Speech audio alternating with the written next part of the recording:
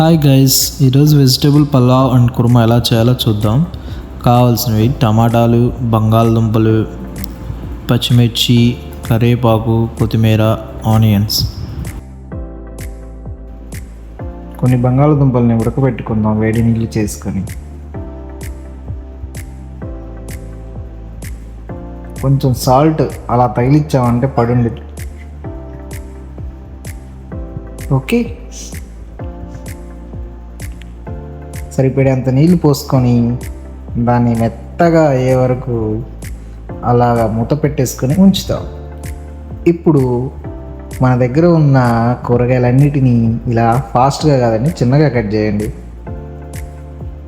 Time ఎక్కువ పట్టిద్దని ఫాస్ట్గా పెట్టేయాలండి, అంతమించి ఏం లేదు.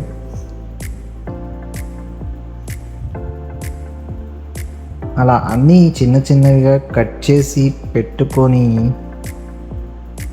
రెడీగా ఉంచుకోండి.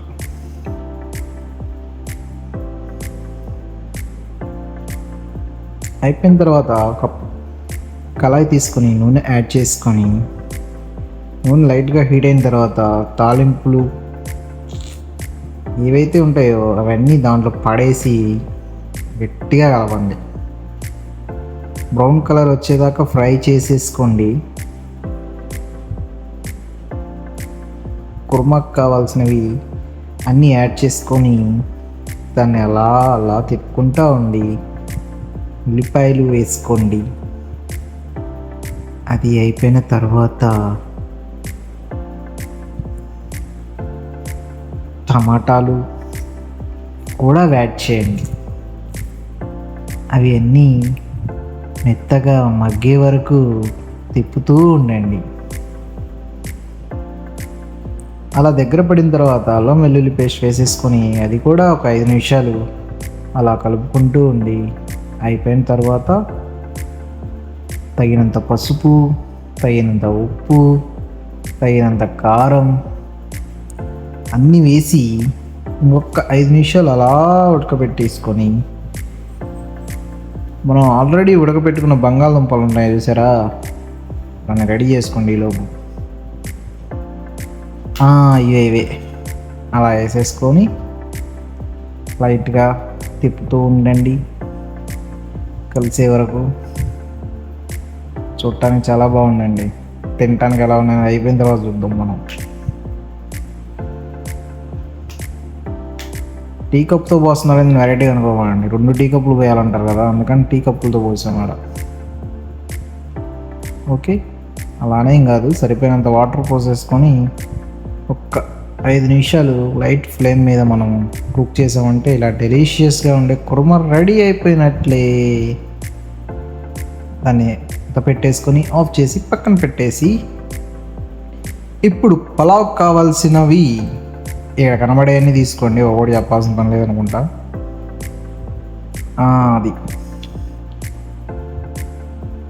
ఒక బౌల్ ఆర్ కుక్కర్ తీసుకొని ఆయిల్ వేడి చేసుకోవటానికి లైట్గా వేయాలి.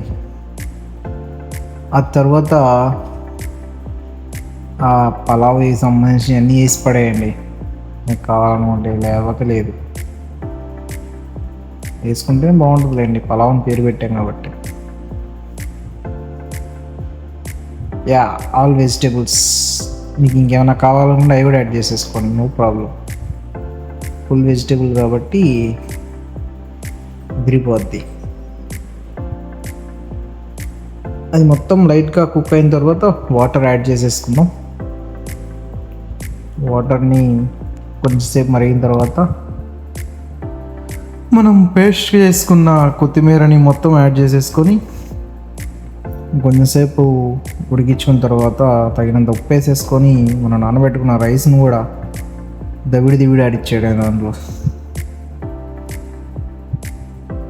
అలా ఒక్క మెతుకు కూడా ఉంచుకోకుండా అన్నీ దాంట్లో వేసేయాలండి. A few moments later. కొంచెం సమయం తర్వాత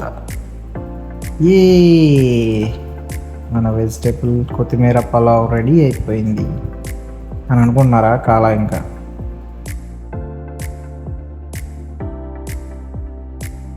చూడండి ఎంత బాగుందో చూడటానికి. అట్లుంటుంది మరి. ఇంకెందుకు మరి, స్టార్ట్ చేద్దామా? ఆహా, తినేద్దాం.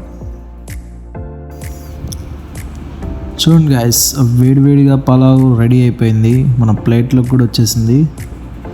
లైట్గా కుర్మా వేసుకొని ఒక పట్టు పట్టామంటే అదిరిపోద్ది. మీరు కూడా ట్రై చేసి ఎలా ఉందో చూడండి. Thank you for watching and please subscribe to my channel for more videos. Thank you.